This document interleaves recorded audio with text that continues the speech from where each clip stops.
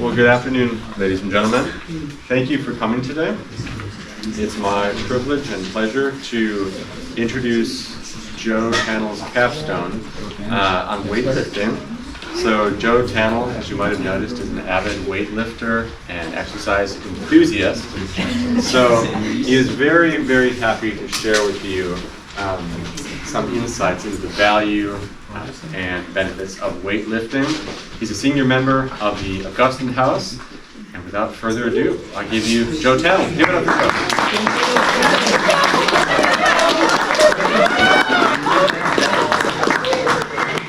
Joe. Okay, so just to start off strong, I'm on 333 milligrams caffeine, so this is going to be interesting. So first off, I'd like to thank my parents, because without them I would not be here, for obvious reasons. I'd also like to thank Joshua Dudzik, because without him I would not be here. He introduced me to weightlifting. That's good. Yes. And without further ado, we'll get going. Hitting the gym. There should just be hitting the gym, but hitting. By Joe Tannell, that's me. Alright. Working out is one of the best things human can do on this earth. Exercising is a lot more important than most people think. It does more than just build muscle. It strengthens the body both physically and mentally. I will argue that working out is one of the most important things one can do on this earth. As bodybuilder Joshua Dudzik said, I work out to be bigger than the average person in the world. It is borderline necessary in some cases, especially in today's world, where it seems that every athlete works out. It builds the body, the mind, strengthens the will, pain management, confidence, endurance, discipline, healthier and longer life, and much more. As the GOAT 8-time Mr. Olympia Ronnie Coleman said, hard work and training, there's no secret formula. I lift heavy, work hard, and aim to be the best. It's Ronnie Coleman. In this paper, I will explore each of these topics and either the truth or deception behind them. Yes, okay. Working out is extremely beneficial to the body, but a lot of people who lift weights don't know exactly what all the benefits are. Just as Socrates says, no man has the right to be an amateur in the matter of physical training. It is a shame for a man to grow old without seeing the beauty and strength of which the body is capable.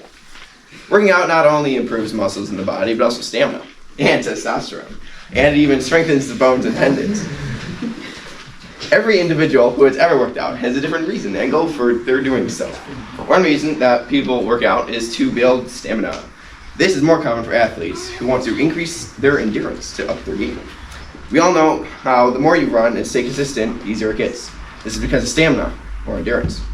Working out builds stamina by increasing cardiovascular and muscular skeletal systems. I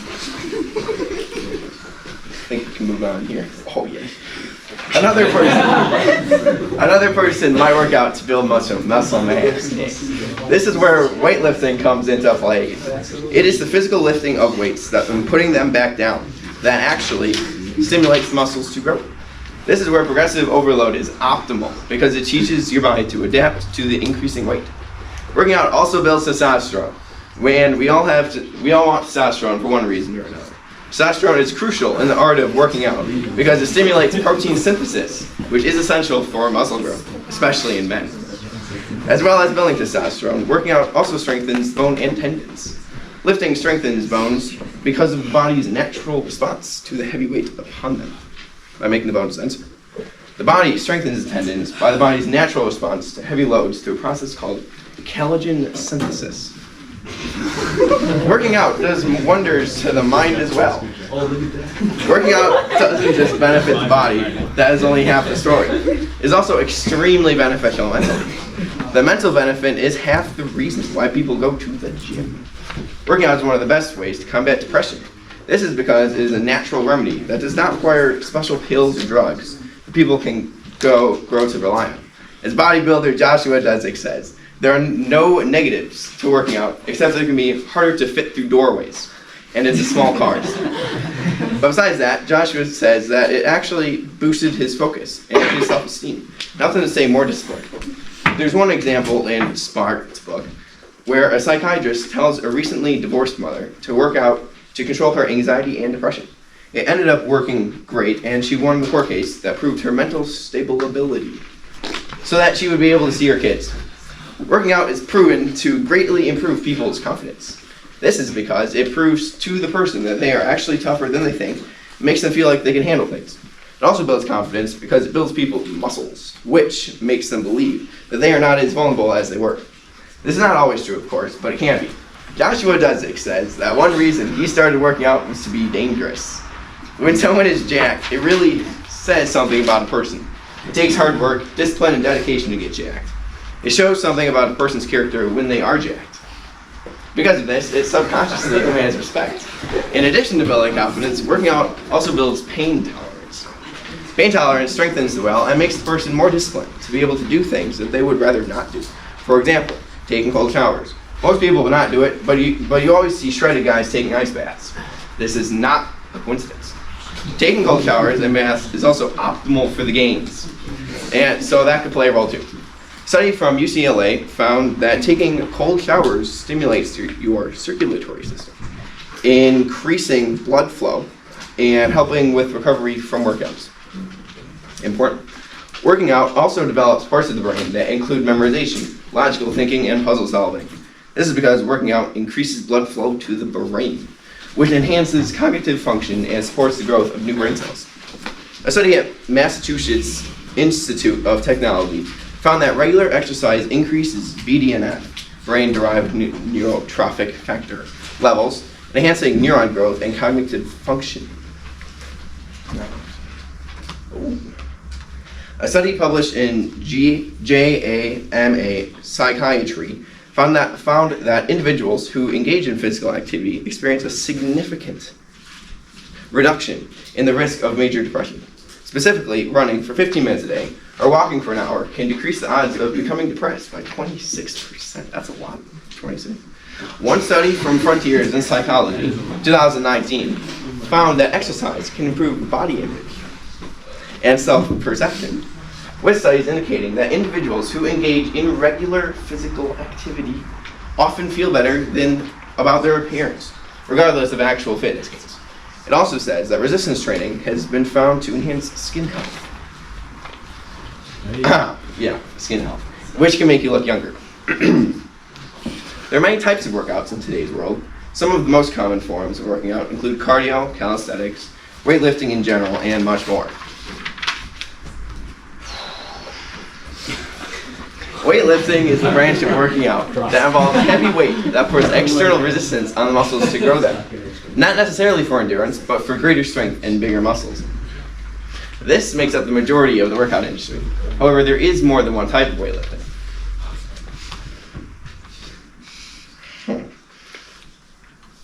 Powerlifting is the type of weightlifting that solely focuses on how much weight someone can physically move.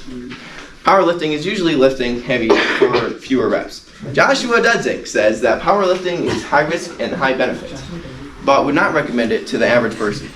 Powerlifters are stereotypical for taking a long time between sets to maximize energy for the next set. Bodybuilder Joshua Dudzik's lifts are 365 bench, 475 squat, and a 500-pound deadlift. Joshua Dudzik is 19 years old, 6'5", can dunk on a 10-foot hoop, and weighs 220 pounds. He hit 315 bench at 18 years old at the end of his senior year in high school. That's pretty impressive. Bodybuilding is the branch of weightlifting where someone is trying to get a nice physique along with gaining strength. Bodybuilding prioritizes physique and muscle toning over functional strength. Of course, this does not apply for everyone. In the sport of bodybuilding, this is what the aim is. Mr. Olympia is the title given to a person with the best physique in the world. One common misconception of bodybuilding is that the bodybuilders are trying to get as physically big as possible, and whoever is the biggest wins. However, this is false. Although having big muscles is definitely a part of the sport, muscle symmetry is one of the factors. It is all about portions and size. Bodybuilder Joshua Dudzik said that working out makes him girthier. Arnold Schwarzenegger said that pumping iron was the highlight of my career. Oh, this is so good.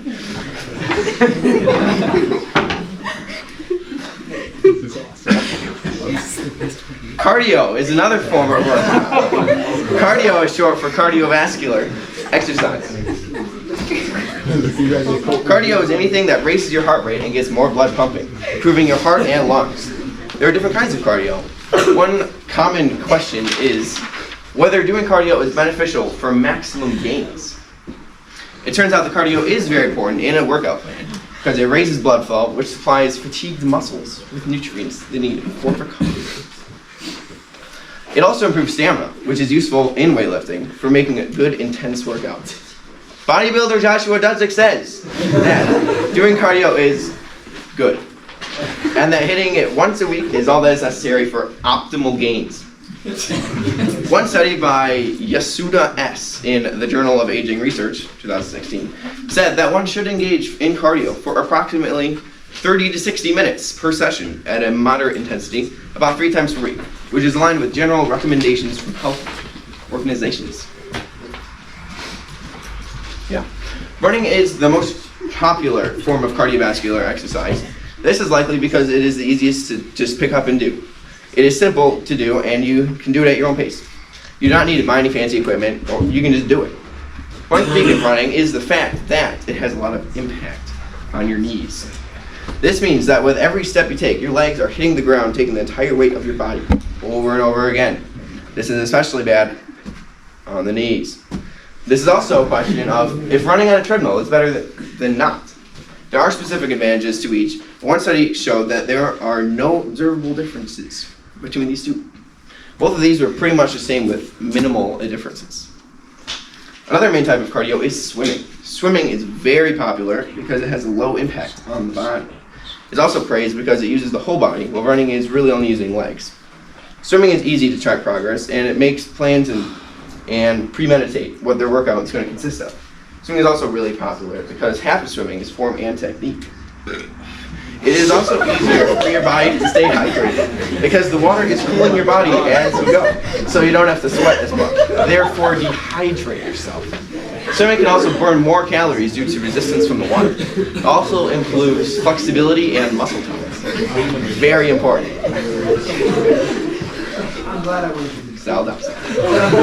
Calisthenics is the branch of working out that uses one's own body weight. However, calisthenics is very difficult to do for beginners. Calisthenics is a middle ground between weightlifting and cardio.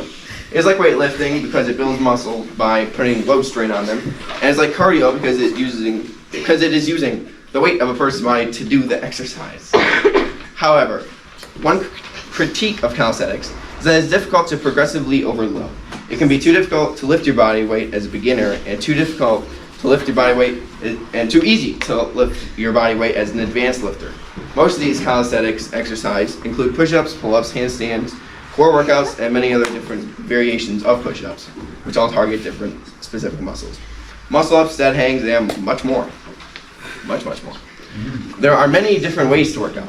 There is high-intensity training and low-intensity training. That was actually this slide. Which muscle groups to work out together or separately, and everything in between. There is also how to structure your workouts, like how to divide up your workouts, how to decide what exercises to do, how to properly do them with correct form. By having good form, it significantly reduces the risk of injury. There are many different ways to lift safely, from good form to the weight that you are lifting. In general, it is very important to warm up before your workout and to keep a straight back during exercises. It is also important to really think about the muscles you're using and avoid locking your joints. Also remember to breathe in while lowering the weight and breathe out while lifting the weight. Everyone wants to do the least amount of work for the maximum amount of gains. So it is very important to pick the most effective and efficient lifts to avoid wasting time in the gym. This is all really dependent on which muscle group you're hitting at a time. In general, you want to make sure that you are getting the full range of motion and a good stretch up top. Don't lift too heavy or too light. A good balance is 8 to 12 reps or a 5x5. Anything lower than that is generally too heavy. Anything more than that is generally too light. Structuring your workouts is also very important. Note. However, no matter what someone does in the gym, one of the most important things is just stay disciplined. Too many people really want to start off, but fall off as soon as it gets hard. Motivation is temporary, discipline is permanent. As Jesus said, the spirit is indeed willing, but the flesh is weak.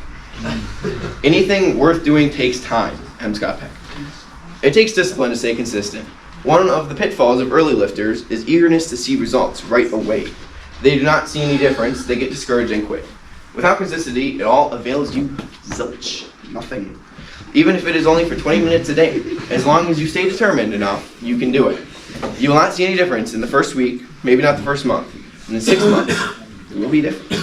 You really just have to trust the process. It is important not to overdo your workout or underdo it. If you overwork your muscles, you will just get burned out. But if you underwork it, it will just simply be too light and actually avail you anything. In general, doing more than 12 reps is too light, while doing under 8 would be generally too heavy. This is not a concrete set rule and could be changed depending on the exercise and on the person. You should not be taking longer than 45 minutes to 1 hour a day as long as you are staying focused at the gym and not getting distracted or talking to friends too much. One common question is the argument over which is better to do, high reps or high weights. Doing high reps is better for growing endurance and muscle toning. High reps are considered to be safer, while lifting heavier is better for sheer muscle mass, but higher risk of injury because of the greater weight upon your body. Proper nutrition and a healthy diet are essential for optimal gains. Essential. Very important. Eating healthy is also one of the most important parts of working out. Eating healthy is absolutely necessary for optimal gains. Lifting the weights is only half the battle. A lot of different things are necessary for building muscle, but there are a few main ones. As bodybuilder Sam Sulek once said, the hardest part of working out is in the kitchen. Hold on, I'm going to drink a sip of water. Does that help with exercise? Go. Protein is by far the most important thing you need to eat to grow muscles. Your muscles are made out of protein and water, so it's very important to stay full of protein. Whey protein is the best, followed by lean protein such as fish or eggs, including but not limited to tuna.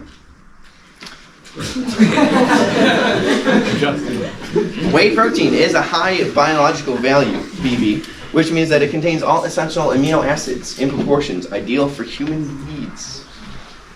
Ideal. This makes it highly effective for muscle repair and growth. The common rule of thumb is you should have the amount of grams of protein as you weigh. For example, if I weigh 140, I actually weigh 145. I gain weight. Then I need to eat 140 grams of protein a day, so now I'd have to eat 148 grams. Yeah, that makes sense. One study that proves this is the Journal of Sports Sciences that says, and I quote, athletes and individuals involving in resistance training should consume 0.73 to 1.0 grams of protein per pound of body weight to maximize muscle growth and the gains. Carbohydrates are also essential for muscle. Carbohydrates are a good source of energy before a workout. It rebuilds glycogen stores in your body after the exercise. Could be a problem. Like you're talking. They're also necessary because if your body did not have them as a fuel for energy, your body would result in burning protein as a fuel source, which is not optimal for the gains. This is, of course, not at all ideal because your body is literally eating your muscle. Fats are essential for the production of hormones in the body, such as testosterone, which is necessary for maximum gains. Fruits and vegetables are also ideal for working out because they provide valuable vitamins and minerals which help with recovery. The majority of muscles is just water, so it is very important that you stay hydrated. Especially if you are on creatine, where it pulls water straight towards the muscle. Water supports protein synthesis, nutrient delivery, and muscle contractions, which is essential for maximum gains. It is also for blood flow, which spreads much needed nutrients around the body. Supplements are a big help to gain muscle, but they should not replace the actual food. Instead, supplements like protein powder should be taken after a meal. Make sure that it is not affecting the amount of real food that you should be eating. It is also important to eat real food for the vitamins and minerals contained in them. For example, I eat as much as possible, get full, and then I have my protein shake. Creatine is an organic compound that, in vertebrates, facilitates recycling of adenosine triphosphate, primarily in muscles and the brain. Creatine pulls water straight to your muscles to give them a more full look and a strength boost. There is a common misconception that creatine is a steroid, but it is not. It's not. Pay attention. Your body actually naturally makes about 2 grams of creatine a day. You should make sure not to replace your meals with supplements, but instead let the supplements assist your meals in providing the lacking nutrients that you need in your diet for maximum gains. Oh yeah, best part, here we go. Oh yeah. Steroids are a very controversial topic in weightlifting. Steroids are drugs that enhance the recovery of muscles. There are many different types of steroids like testosterone, tren, nandrolone, deconate, oxyadrenaline, methadronolone, that's also Dianabol, Sozolo, Winstrol, etc. The list goes on and on, but what all these steroids have in common is that they improve muscle recovery. Recovery, that's important. Steroids help build muscle recovery and therefore muscle size by mimicking testosterone and lowering damage done to the muscles to improve recovery. They also combat inflammation, which is optimal for the gains. There are many risks involved with taking steroids. This is why they are frowned upon by a lot of people. Some of the risks involved are injuries such as torn tendons. When someone says they tore a muscle, they actually mean generally is that they tore a tendon. Because steroids can build muscle very quickly, your tendons may not always be equivalent yet. Oh, that's interesting. Okay.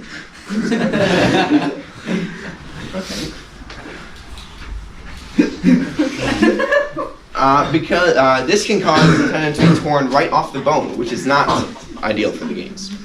Steroids can lead to a liver damage, heart problems, hormonal imbalances. That is not good. Psychological effects like aggression and depression, like the Tren twins. In conclusion, working out has many benefits with few to none negatives. Of course, any excuse is enough for someone who doesn't want to do something.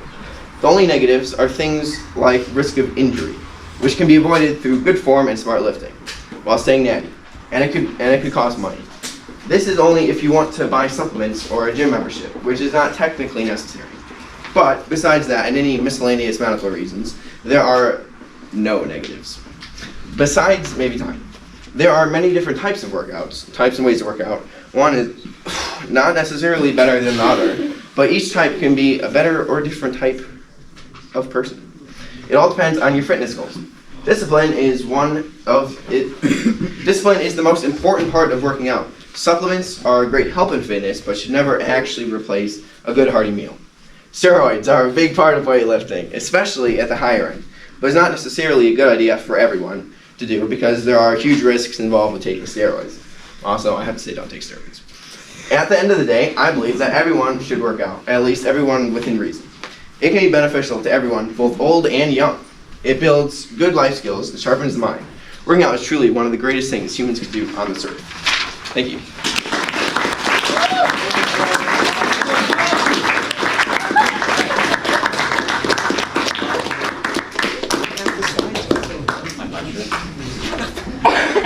So, Joe, thank you for a very engaging presentation throughout. So, a couple of questions from me first. And then to the faculty, we have about 5 minutes, so we'll start with any faculty in the room and then parents and students. So, first one for you is, would you say that you have a personal preference on a type of workout? Bodybuilding, for sure. Bodybuilding, okay. Would you say just because age ranges and abilities change in terms of different workouts, would you recommend universally to guys, or all girls a certain type of workout? Would you say no, it totally depends on the age, depends on whether you're a guy or girl? What would you say for like practical advice in terms of the benefits for people like students and people who are a little bit older, right? Would you say that what you would recommend changes, or does it stay the same? So it really all depends on your goals, and your goals can change if you're older, young. So like if you're young, you're not like working out to like get your heart alive, right? Your heart's just fine. But if you're young, you're working out to build muscle, right? But if you're old, you're sort of like, who really cares? And so you're trying to stay alive. So that would be better to like improve your heart, to like party on that kind of thing. Okay. So it's really all about your goals, but your goals can change as you get older, so your types of workouts can. Can I ask one follow-up? Yeah. So a follow-up for you then would be, let's just say someone in their middle ages, like they're middle-aged, they don't feel like they really need to work out? Would you say that, like, yes, There are. for health, there is a minimum type of exercise that you need to stay healthy? What is, like, Well, I mean, okay, so Anything. technically, if you want to like stay alive the longest, you should at least exercise, at least a little bit. Like even if it's just going for a walk or something. Don't be a couch potato. But in my opinion, you should be hitting the gym every day, or at least like 5 days a week, no matter your age, unless you're like 80. But like, just seeing progress is like the best feeling on earth, honestly. So you can get progress if you're 50. Thank you, Joe. All right, first I'll open it up to any faculty in the room. We have just a few minutes left. Any faculty? Oh, bummer, no offense. No? All right, then Joe, I'll let you field your own questions for students. We have time for maybe 3 or 4 questions. Cam didn't buffer. Okay, thank you for that extremely engaging. Oh, yes. I problem, really no problem. appreciated it. It was probably one of the best ones of the day. I have a question about when you're on that last rep and you don't want to go anymore, but you know you have to. What things do you think about? Okay, sometimes. Now this is a personal preference, but sometimes I make myself extremely angry at something, and like I really want to kill something, and I think I can kill it if I push the button. And you do one more rep. Or there's also the whole debate like one more rep or you're gay, that kind of thing. Or or sometimes you can pretend like you're going through a breakup, even though like I've never dated in my life, and so you can like try and get the energy to do one more rep. That's my power. I appreciate that. Thank you. Thank you. Peter. I don't know if you mentioned this, but what's your bench? Oh, 205. Okay. Which is 146% of my body weight. Okay. Not bad. Yeah, I'd say pretty good. Joey? What's your opinion on body dysmorphia? Do you think working out helps that or makes it worse? Good afternoon, everyone. This is Dr. Demuse. Okay, so Joe, we'll give you, ladies and gents, let's give Joe 2 more minutes, and then you're welcome to go. So 2 more questions. Have a seat, guys. okay, Joey. So body dysmorphia. Generally, you can't have body dysmorphia if you don't work out because you can't. And if you do have body dysmorphia without working out, it's called depression. And working out helps depression, and so yeah, working out honestly like solves everything. Think about it. Alright, thank you, Joe. Yeah, of course. Nolan.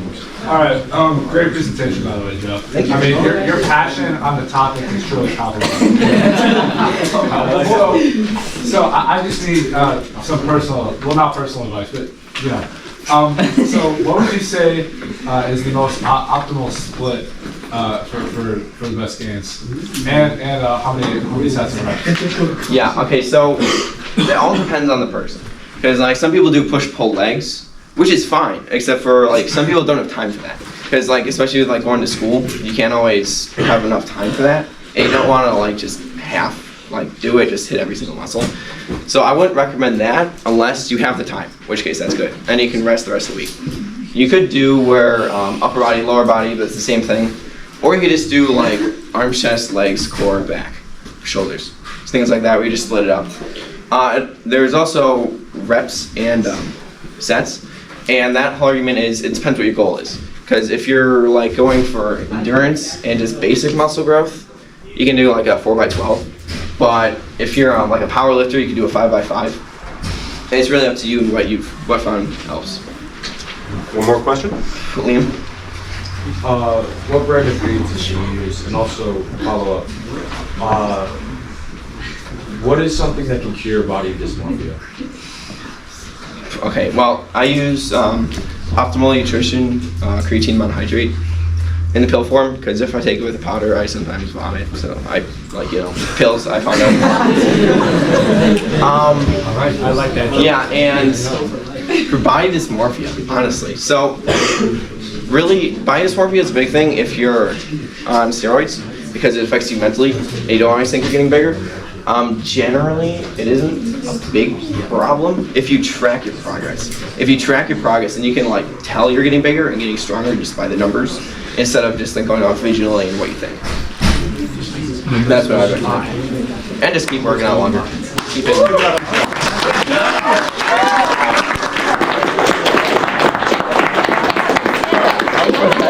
Yes, sir, Joe. Hey, Josh.